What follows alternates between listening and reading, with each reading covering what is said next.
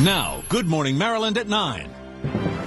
Good Wednesday morning, and thank you so much for joining us here on Good Morning Maryland at 9. Good morning to all of you, and a special good morning to Cookie up there in York, a viewer of ours. Cookie, always good to talk to you. She calls me sometimes. It's always good to hear from you.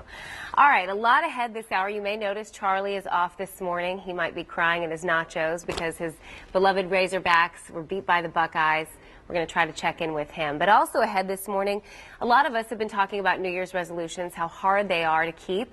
And we're going to start something new here on Good Morning Maryland at 9, where we're going to basically give you some tools from experts on whatever your New Year's resolution may be, if it's getting organized or losing weight. And a lot of people take stock in their relationships this time of year and how to improve them. So we have Terrence Alspaugh here. He is a pastor as well as a psychologist, and he is going to help us figure out 5 easy things to do to improve your relationship. So we'll check in with him in just a bit.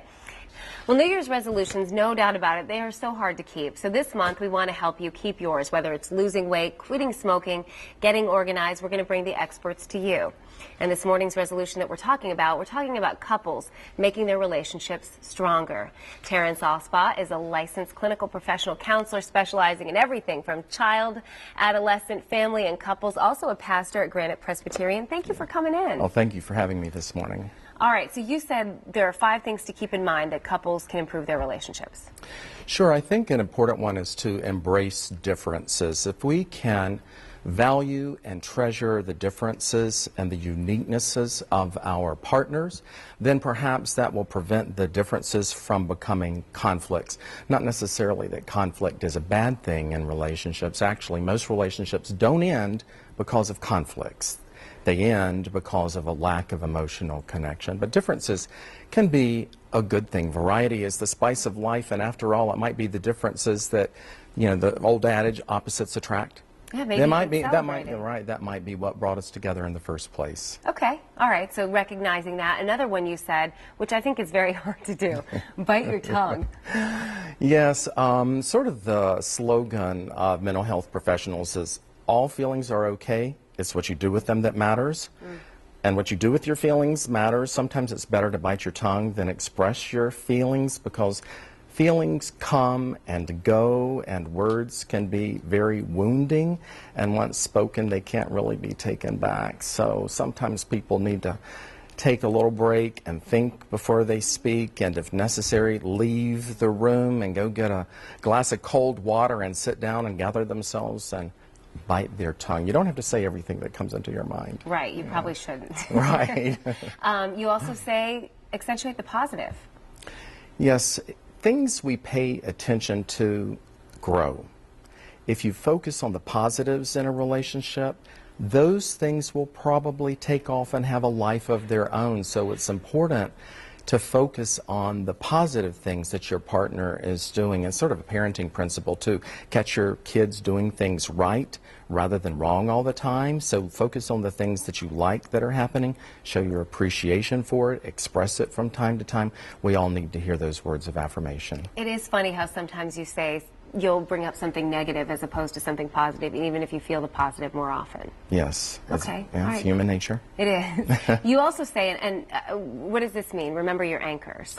Yeah, remember your anchors. By that I mean, who are the people and what are the places, the activities, the beliefs, and the values that center you, ground you, help you to stay connected with your spirit, and serve as anchors for your soul.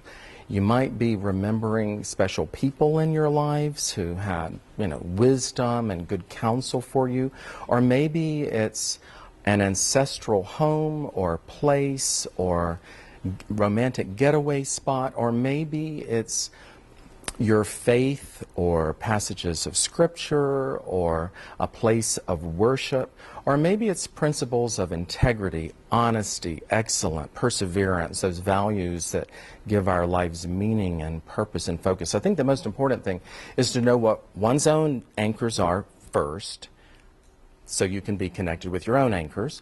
Know what the anchors of your partner are, and encourage your partner to stay connected with his or her anchors.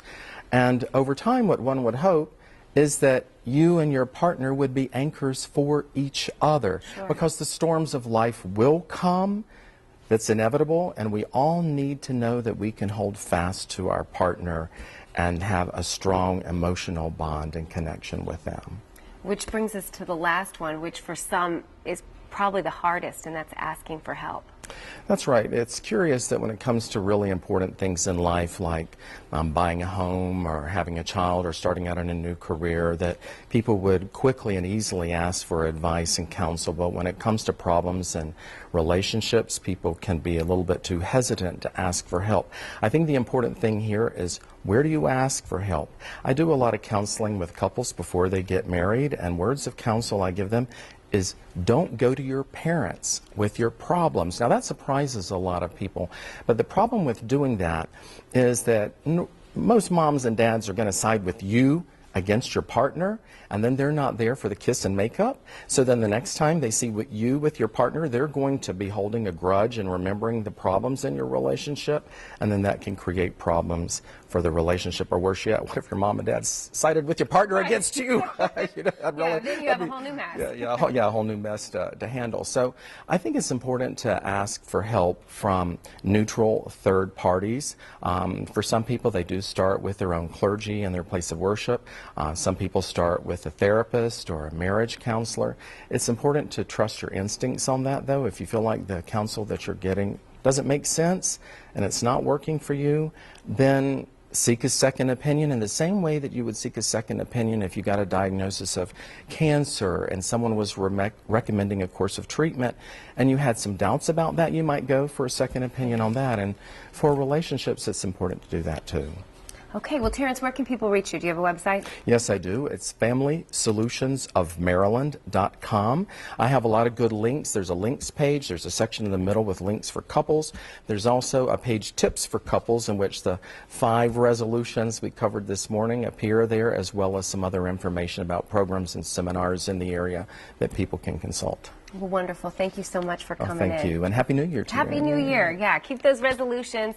This segment will be on abc2news.com. Thank you again for coming in. All right, thank you.